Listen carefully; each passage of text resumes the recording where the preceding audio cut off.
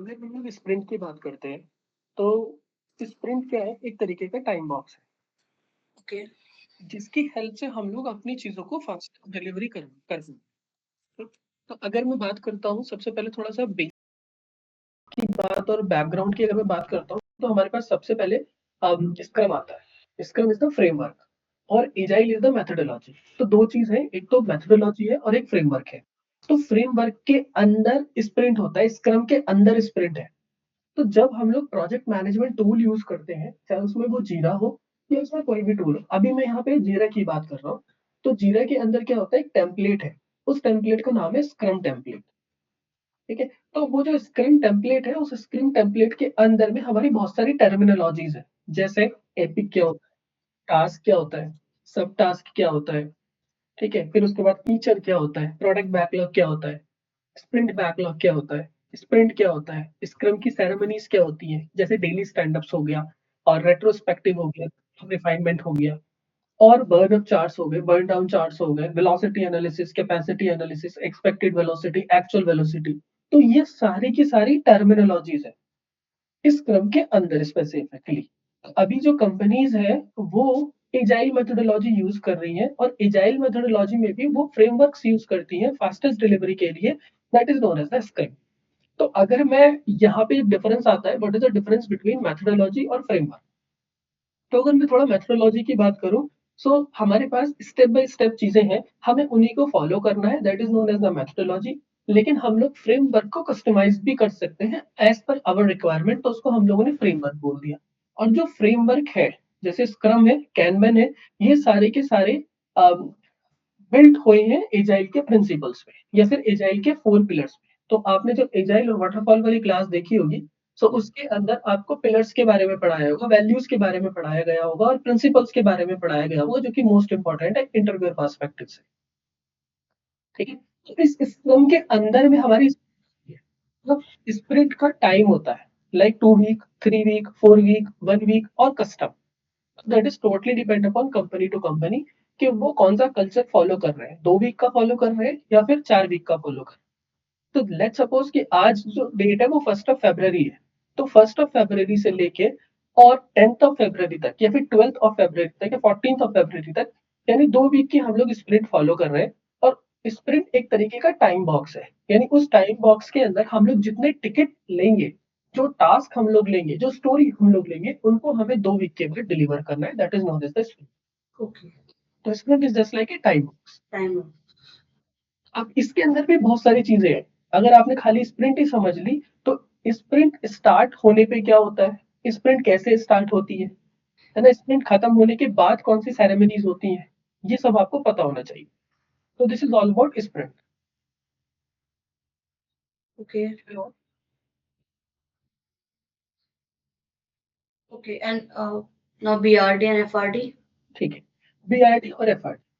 अगर मैं बीआरडी और एफआरडी की बात करूं, अगर थोड़ा सा और बेसिक्स की हम लोग बात करें, तो that is totally depend upon the client और totally depend upon the company. अगर मेरा क्लाइंट नॉन टेक्निकल है, ठीक है, और कंपनी फॉलो कर रही है प्रॉपर कल्चर कि आप पहले बीआरडी बनाओगे, फिर एफआरडी बनाओगे, फिर एसआरडी बनाओगे, ठीक है, तो हमें वो सारी की सारी चीजों को वैसे ही फॉलो करना है, ठीक। ऑल दो वाटरफॉल के अंदर ये चीजें बहुत बड़े लेवल पे इन पे काम होता है। जो एसआरडी वगैरह है, उनके जो पेजेस है वो हजार हजार पेज की वो जाती है, लेकिन एजाइल के अंदर डॉक्यूमेंटेशन का जो लोड है वो थोड़ा सा कम है। बनाते हैं हम लोग डॉक्यूमेंटेशन यहाँ भी है, लेकिन लोड जो है वो थोड़ा सा कम है। तो अगर मैं बीआरडी की बात कर रहा हूँ, that is business requirement document. अब ये बिजनेस रिक्वायरमेंट डॉक्यूमेंट जो है, इसके अंदर में हम लोग जो भी चीजें लिख रहे हैं, वो बहुत ही ज्यादा लेमन लैंग्वेज में लिख रहे हैं बिजनेस ओनर्स के लिए। इसके अंदर हम लोग कोई भी टेक्निकल वर्ड नहीं लिख रहे, कुछ भी, मतलब टेक्निकलिटी से बिल्कुल जीरो है। तो ये जो डॉक्यूमेंट है, ये डॉक्यूमेंट सिर्फ और सिर्फ बिजनेस ओनर्स के लिए है। तो हमारे पास पूरे के पूरे प्रोजेक्ट के अंदर we have different different departments, development department, business department, finance department, दुनिया भर के डिपार्टमेंट है। लेकिन जो प्रोजेक्ट है उसका आउटपुट तो सेम ही है, उसका फीचर तो सेम ही है। तो जब फीचर सेम है, तो why we are creating different different documents, वो इसलिए बना रहे हैं क्योंकि डिफरेंट डिफरेंट लोग, डिफरेंट डिफरेंट स्टेक होल्डर्स, जैसे internal stakeholder, external stakeholder, इनकी जो स्टडीज है, इनकी जो माइंडसेट है वो टोटली डिफरेंट है। कुछ लोगों को टेक्निकल लैंग्वेज समझ में आती है, कुछ लोगों को नहीं आती है। तो जिन लोगों को नहीं आ रही है उनको भी तो बताना है, तो उनको आप कैसे बताओगे? उनको बीआरडी की टर्म्स में बताओगे। तो BRD is only and only for हमारा बिजनेस ओनर्स जो कि नॉन टेक्निकल है। और बीआरडी अगर आप उठा के डेवलपर्स को दे दोगे, प्रोजेक्ट मैनेजर को दे दोगे, तो उन लोगों को कुछ नहीं समझ में आएगा। उन लोगों को कि आप क्या बात कर रहे हो, क्या बना रहे हो, कुछ नहीं पता। तो उन लोगों के लिए हम एफआरडी क्रिएट करते हैं, बिकॉज इन बीआरडी उसके अंदर इतनी इंफॉर्मेशन या फिर सफिशिएंट इंफॉर्मेशन नहीं है ताकि जो डेवलपर्स हैं वो सेटिस्फाई हो सके कि भाई बनाना क्या है। तो उनके लिए हम लोग एफआरडी बनाते हैं। तो एफआरडी के अंदर सारे के सारे डायग्राम्स, यूएमएल डायग्राम वगैरह और जो भी टेक्निकल आर्किटेक्चर डायग्राम सब कुछ है, वो सारी की सारी चीजें एफआरडी के अंदर आती है। ओके, सो बेसिकली इन बीआरडी आकाश, हम बस वो लिखते हैं या फिर हमें वो मिलता है जो हमें क्लाइंट से आया है, right? Uh layman requirement, I guess, right? हाँ, लेमन रिक्वायरमेंट में तो उसका जो टीओसी है, टेबल ऑफ कंटेंट है, मैंने आई थिंक डॉक्यूमेंट आप लोगों के साथ शेयर भी करा है। तो उस टेबल ऑफ कंटेंट के बिहाफ पे आप सारी चीजें लिखोगे, लेकिन विदाउट टेक्निकल लैंग्वेज, बहुत ही सिंपल और लेमन लैंग्वेज। तो काफी कंपनीज में बीआरडी कंपल्सरी तो नहीं होगा एंड एफआरडी होगा, या काफी कंपनीज में बीआरडी एफआरडी दोनों होगा, या काफी कंपनीज में सिर्फ एफआरडी होगा and FRD is created by BA? BID is created by BA, FRD is created by business analyst plus system analyst और इम्प्लीमेंटेशन टीम। तो यहाँ पे आपको हेल्प लेगी डेवलपमेंट टीम से भी, क्योंकि आप फंक्शनल रिक्वायरमेंट डॉक्यूमेंट बना रहे हो और वो थोड़ा सा टेक्निकल है।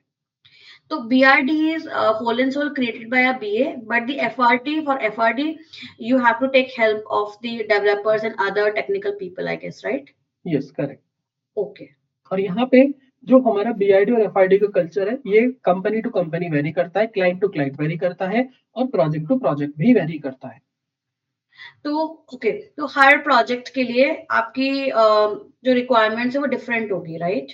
हर प्रोजेक्ट के लिए रिक्वायरमेंट डिफरेंस है, डिफरेंट है, और टेबल ऑफ कंटेंट भी डिफरेंट होगा। 90% के 90% सेम रहता है, 10% का टॉलरेंस हम लोग लेके चलते हैं, because every requirement is different. So on the basis of requirement we have to create the document according to ourself, क्योंकि हर बिजनेस एनालिस्ट का डॉक्यूमेंट अलग होगा। ओके, ठीक है। सो अगर आप ये सोच रहे हो कोई भी कि हम लोग एक टेम्पलेट की हेल्प से डॉक्यूमेंट क्रिएट कर लेंगे, तो वो और नहीं हो सकता, वो पॉसिबल ही नहीं है वो चीज। हाँ, 80% टीओसी मिल सकता है, लेकिन 20% आपको वहां पे एड ऑन करना पड़ेगा project to project requirement. Okay, ठीक है। So this is the major difference between BRD और एफआरडी। बहुत लोग बोलेंगे आप डायरेक्ट एफआरडी बनाओ, बहुत लोग बोलेंगे आप बीआरडी बनाओ, पहले एफआरडी बनाओ। इस तरीके से चीजें होती हैं कंपनी के अंदर, तो हमें सारे डॉक्यूमेंट आने चाहिए। दूसरी चीज ऐसी भी है जहाँ पे बीआईडी एफआईडी एसआईडी बनेगी नहीं, वहां पे सिर्फ यूजर स्टोरी वगैरह सारी चीजें बनेगी। ऐसी भी चीजें हैं। तो ये बहुत हाई लेवल की चीज है जहाँ पे हमारा प्रोजेक्ट ऑलमोस्ट कंप्लीशन पे होता है। तो कंपनी टू कंपनी वेरी करता है हर एक चीज। तो हम ये बिल्कुल भी नहीं कह सकते कि पहले आरएफपी बनेगा, आफ्टर आरएफपी हम लोग बीआरडी बनाएंगे, आफ्टर बीआरडी हम लोग एफआरडी बनाएंगे और आफ्टर एफआरडी हम लोग एसआरडी बनाएंगे। ये नहीं बोलना है किसी को भी। Okay, it varies, right? Company to company. अब आप लोग यहाँ पे एक्सपीरियंस शो कर रहे हो, तो अपने क्वेश्चन को थोड़ा सा सॉलिड और रिजिड तरीके से बनाना है कि हम अभी अपनी कंपनी में क्या कर रहे हैं, हम अपनी कंपनी में ये कर रहे हैं, हमें आपकी कंपनी का नहीं पता है अभी। बट यस, हम लोग बहुत फ्लेक्सिबल हैं एंड हम लोग चीजों को बहुत जल्दी से अडॉप्ट कर सकते हैं कि नो वेरीज, हमें ये सब चीजें आती हैं। तो जो आपकी कंपनी में एनवायरमेंट चल रहा है, that is good to go, no problem. Okay, and one more thing, is BA responsible for, raising the ticket or resolving that ticket? Resolving the ticket in terms of? For example कोई client escalation है या फिर कोई client query है, right? या फिर कोई product में कुछ भी है, राइट? तो is BA responsible for this, for solving this out and carrying it forward, या जो भी है? देखो, अगर क्लाइंट की साइड से कोई भी चेंज रिक्वेस्ट आया या फिर कुछ भी ऐसी चीजें आया जो क्लाइंट को एड ऑन करानी है, या फिर कोई भी बग आया, कुछ भी आया, तो उसके लिए डिपेंड करता है कि कौन सी बग आया है। ठीक है। अगर बग जो आया होगा वो डिप्लॉयमेंट के बाद आया होगा, तो post sales business analyst is responsible for this. और in mid level companies project manager is responsible for it, not pre sales business analyst. ठीक है, लेकिन अगर वही सेम चीज स्प्रिंट, जब आप स्प्रिंट रिव्यू कर रहे हो क्लाइंट के सामने, अब वहां पे अगर कोई बग आया है, कुछ आया है, तो you are responsible person. Starting का कुछ एड ऑन कराना है, then you are responsible person. और डेवलपर से कैसे वो चीज करानी है, क्या करना है, then you are responsible person. तो जो जो हमारी सॉफ्टवेयर डेवलपमेंट लाइफ साइकिल वाली क्लास होती मतलब हुई थी, तो उसके अंदर मैंने वो सारी चीजें बताई हैं कि आपकी क्या रोल्स रिस्पॉन्सिबिलिटी और किस तरीके से आप प्री सेल्स वाला पार्ट हैंडल करोगे, किस तरीके से आप पोस्ट सेल्स वाला पार्ट।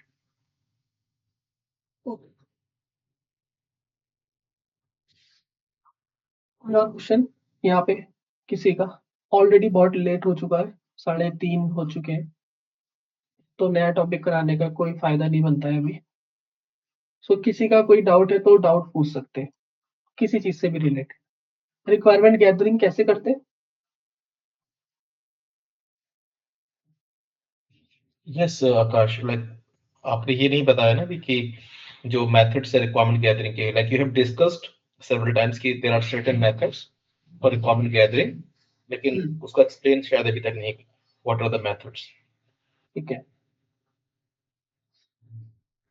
और कोई? ऑलरेडी आई थिंक रोहित वाली क्लास में ये चीज डिस्कस हो चुकी है, requirement gathering and all, right? I don't think so. ठीक है, कोई बात नहीं। आई विल टेल यू कि रिक्वायरमेंट गैदरिंग कैसे करते हैं, रिक्वायरमेंट एलिसिटेशन कैसे करते हैं, और अगर हमारे पास कोई भी रिक्वायरमेंट आती है तो उस पॉइंट पे हम लोग किस तरीके से अपने आप को प्रिपेयर करते हैं मीटिंग को फ्रूटफुल बनाने के लिए।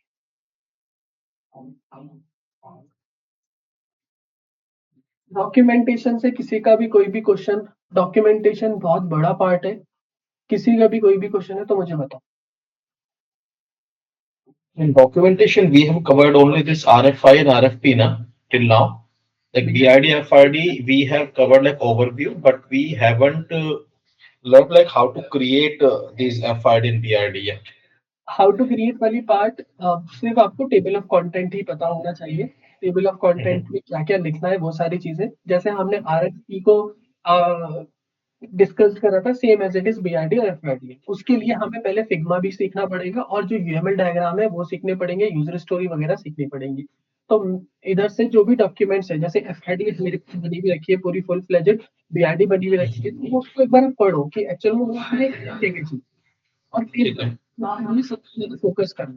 तो लास्ट क्लास में मैंने ये भी बताया था, with the help of chat GPT या फिर जो भी आप एआई की टूल यूज करते हो, उससे हम लोग कैसे क्रिएट कर सकते हैं। नहीं, उससे कर तो सकते हैं, but Rohit said in the class that we must create it by ourselves first of all, like the base हमारा clear होना चाहिए, and then after only we must go to the like these AI tools or something. वो तो देखो बिल्कुल है, base के लिए ही हम लोग डिस्कशन कर रहे हैं, थ्योरी पार्ट पढ़ रहे हैं। अब वैसे I will give you the assignment as well.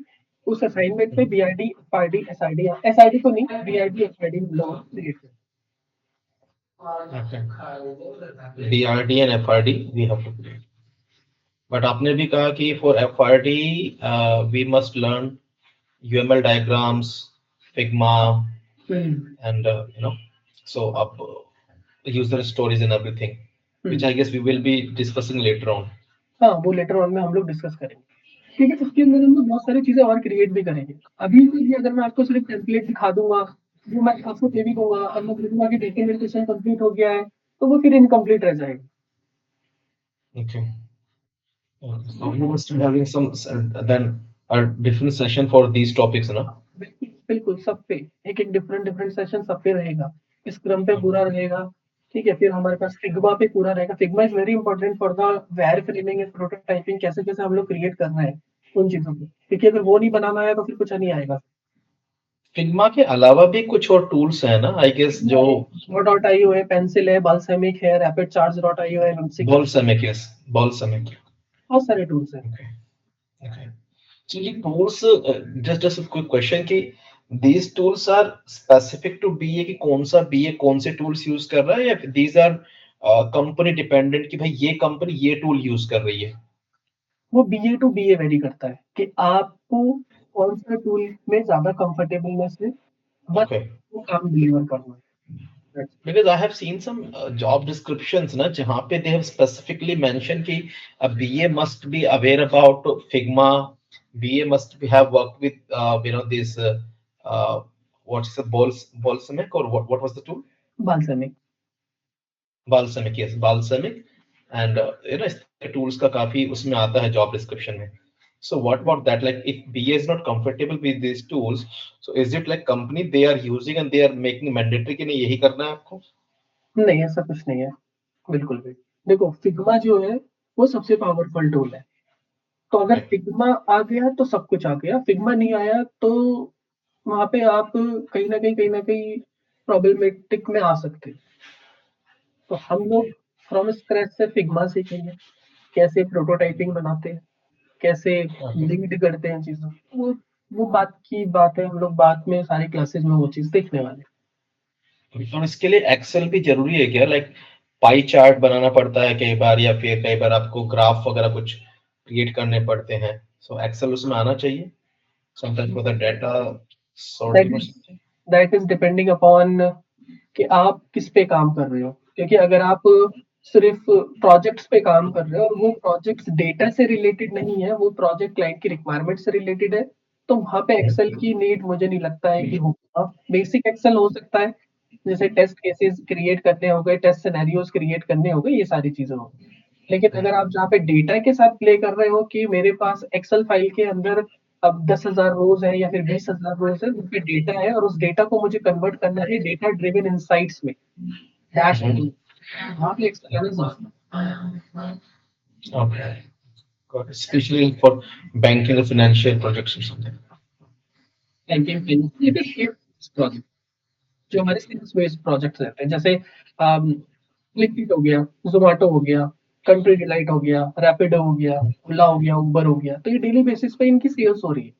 Her quarter में, हर मंथ में जो बिजनेस एनालिस्ट है या फिर डेटा एनालिस्ट है, जनरली डेटा एनालिस्ट ही वो काम कर देते हैं, तो वो डैशबोर्ड बना के दिखाते हैं ताकि जो बिजनेस ओनर्स है वो वो पूरा का पूरा डिसीजन ले। जैसे आप लोग ब्लिंकिट यूज कर रहे हैं, तो कोई भी अगर फेस्टिवल, अभी होली आ रही, तो होली पे ऑटोमेटिकली कैंपेन रन होने स्टार्ट हो जाएंगे। इस टाइप की कौन सा डिसीजन क्या लेना है, वो सब डेटा ड्रिवन इनसाइट्स है। और जैसे पावर बीआई हो गया, टैबलू हो गया, एक्सेल बहुत कम लोग यूज करते हैं क्योंकि बहुत सारे डेटा एक्सेल हैंडल नहीं कर पाते। Okay. So you mean to say like if we are good with Power BI, Tableau, then yes, we can skip Excel for now. हाँ, क्योंकि पावर बीआई की भी ज्यादा डिमांड है। और अगर आप थोड़े से अब्रॉड वगैरह में देख रहे हो चीजों को, तो वहां पे भी टैबलू की डिमांड है। इंडिया के अंदर पावर बीआई है, लेकिन पूरे के पूरे वर्ल्ड वाइड अगर चीजों को देखोगे तो वहां पे टैबलू की डिमांड है। Okay. Okay. पावर बीआई का कोई भी एक छोटा सा प्रोजेक्ट आप कर सकते हो अगर आप। एक्सेल सीखना मेरे मेरे पॉइंट ऑफ व्यू से जस्ट वेस्ट ऑफ टाइम है, ठीक है। तो पावर बीआई बेस्ट। और कोई क्वेश्चन किसी का? Akash, I have one doubt. Like request for proposal, firstly client के end से होता है, and secondly the revised RFP, उसमें हम like I just want to ask the resource allocation. Like वो जो backend team like front end developers, tester कितने होंगे, वो सब client decide करता है firstly, and then will resolve कि कितने होंगे actual में, तो वो हमारे BA की तरफ से होता है, correct? दोबारा एक बार। रिसोर्स एलोकेशन में क्लाइंट के एंड से डिसाइडेड होता है कि 2 बीए मतलब 2 बैकएंड रहेंगे, 2 फ्रंट एंड रहेंगे। नहीं, ये चीजें इंटरनल ही डिसाइड होती है, बट हाँ, अगर क्लाइंट को चीजों का पता है तो वो ये बोल सकता है कि मुझे एक ही रिसोर्स चाहिए। ओके, रिसोर्स एलोकेशन क्लाइंट की तरफ से कभी भी डिसाइड नहीं होता, हमारी तरफ से पहले डिसाइड होता है। जैसे आप क्लाइंट हो, मैंने बोला कि इस प्रोजेक्ट में 2 डेवलपर लगेंगे, तो आपको सब चीजें ऑलरेडी पता है, तो आप मुझे बोलोगे मुझे 2 नहीं चाहिए, मुझे एक ही डेवलपर से काम करना है। ठीक है। तो सबसे पहले रिसोर्स एलोकेशन हमारी साइड से होती है, यानी कंपनी की साइड से होती है। ओके, और टाइमलाइन भी हमें फिक्स करेंगे कि इतने टाइम का प्रोजेक्ट होगा, 2000 आवर्स का, 1000 आवर्स का, लाइक दैट।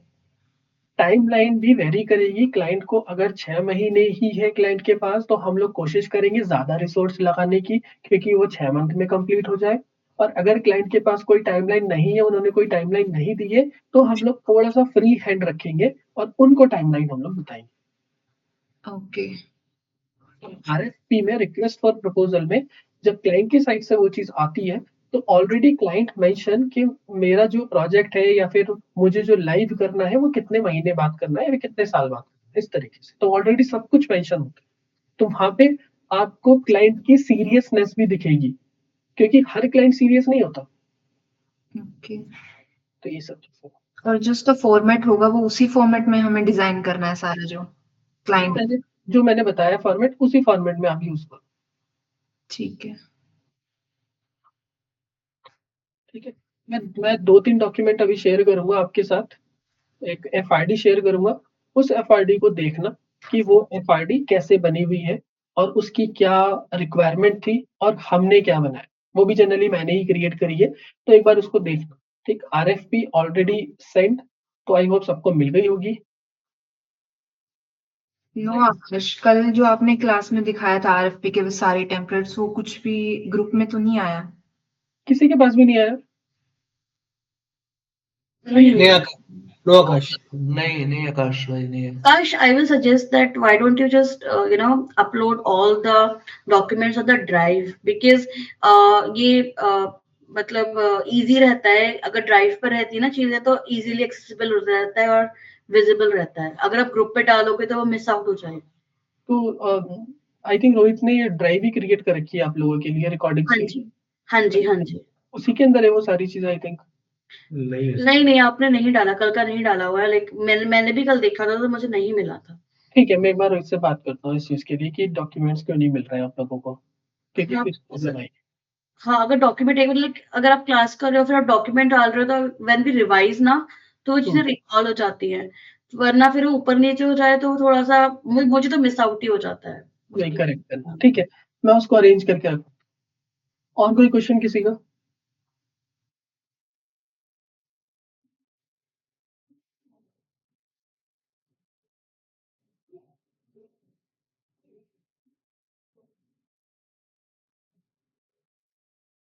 नहीं, ये संकेत। नो आकाश भाई, एक्चुअली ना मेरी अभी क्लासेस पीछे की छूट चुकी हैं, बिकॉज मैंने सेशन अभी लास्ट थोड़ा डिले हो गया था बिकॉज घर में शादी थी। तो how can I cover all the sessions? I have the recording, तो पैरेलली में कैसे मतलब मैनेज करूं? बिकॉज ये क्लासेस कल मैंने ज्वाइन की है एंड मुझे थोड़ा बहुत समझ है बट पीछे का भी क्लियर नहीं है, तो कैसे पैरेलली में इसको कवर करूं अभी? I mean speed up.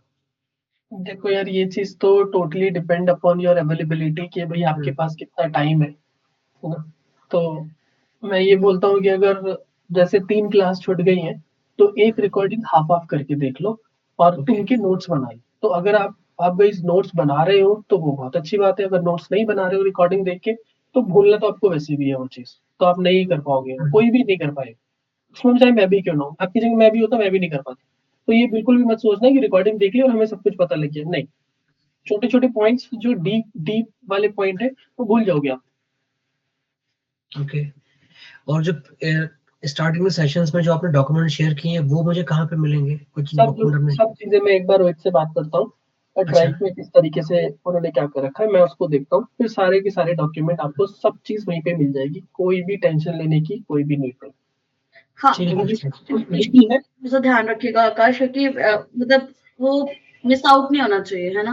नहीं वो नहीं होगा। कुछ भी अगर प्रॉब्लम, कुछ भी XYZ है, मुझे डायरेक्ट मैसेज करो, I will handle each and everything, no problem. ठीक है। काश इसमें एक सजेशन है मेरा। रोहित ने क्या किया हुआ ना, ड्राइव में जो फोल्डर बड़ा होच पोच है, मतलब पुरानी रिकॉर्डिंग्स भी है, नई रिकॉर्डिंग्स भी है। ऐसी डॉक्यूमेंट्स की बात करो तो काफी पहले के डॉक्यूमेंट्स भी हैं, नए वाले डॉक्यूमेंट्स भी वो उसी में अपलोड कर देते हैं। तो आप एक बार अगर सजेस्ट करो कि जो ये वाला हमारा बैच चल रहा है, इसके लिए एक छोटा सा मतलब ड्राइव पर एक ग्रुप बना के इसकी रिकॉर्डिंग्स सेपरेट, तो इजी मैं एक नई ड्राइव बनाता हूँ। अब बनाने के बाद जो हम लोगों की क्लासेस चल रही है, उसके आगे बिल्कुल नेम कन्वेक्शन वैसे ही होगा। जैसे मेरी क्लास है तो मेरा, और रोहित की क्लास है तो रोहित। ठीक है, और सारे के सारे जो डॉक्यूमेंट्स है जो मैं इधर से शेयर कर रहा हूँ या रोहित उधर से शेयर कर रहा है, तो सब चीज ड्राइव में बिल्कुल एक सीक्वेंस वाइज में होगी, तो आप लोगों के लिए वो सारी चीज फ्रूटफुल होगी। ठीक है, प्रकाश, ये इसके लिए ना उन्होंने एक बीए बैच रोहित 4.0 बना रखा है। हाँ जी, हाँ। तो उसमें जो हमारी 4.0, हाँ हाँ तो उसमें जो हमारी क्लासेस चल रही है फ्रॉम स्टार्टिंग टू यस्टरडे, तो सारा अपडेट है, क्लासेस तो अपडेट है, जस्ट डॉक्यूमेंटेशन पार्ट वो मिसिंग है। ठीक है, मैं एक बार देख लेता हूँ उनसे बात करके कि उन्होंने अभी मतलब कैसे है, तो सारी चीजें अपडेट करा We can check BA batch with 4.0 उसमें Yeah, सारे I just checked. I got it. I thought मैं अभी तक रिकॉर्डिंग पहले दूसरे वाले ग्रुप में चेक कर रहा था जो 3.0 वाला है। नहीं, 3.0 जो प्रीवियस बैच जो करंट चल रहा है which is 4.0, तो उसमें सारी रिकॉर्डिंग है फॉर दिस क्लासेस। ठीक, I got it then. लेकिन डॉक्यूमेंट्स तो अभी भी वही है कि वो पुराने वाले में है। डॉक्यूमेंट्स नहीं है।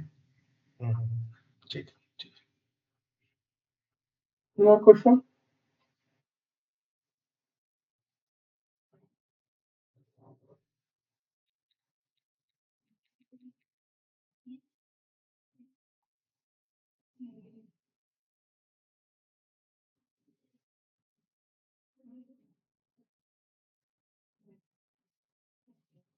This week we can continue with this requirement gathering thing. हाँ, न्यू रिक्वायरमेंट गैदरिंग भी हम लोग स्टार्ट करेंगे। डॉक्यूमेंटेशन मैंने इसलिए पुल अप करा था क्योंकि कुछ और भी स्टूडेंट्स थे जिनका डॉक्यूमेंटेशन चल रहा था, तो हम लोगों ने क्लास मर्ज करी थी, तो इसलिए डॉक्यूमेंटेशन चल। बाकी हम लोग अपनी नेक्स्ट क्लास में जो रिक्वायरमेंट गैदरिंग है और जो रिक्वायरमेंट एलिसिटेशन है वो हम लोग चीजें देखते हैं। Okay. So in this class we are not doing that.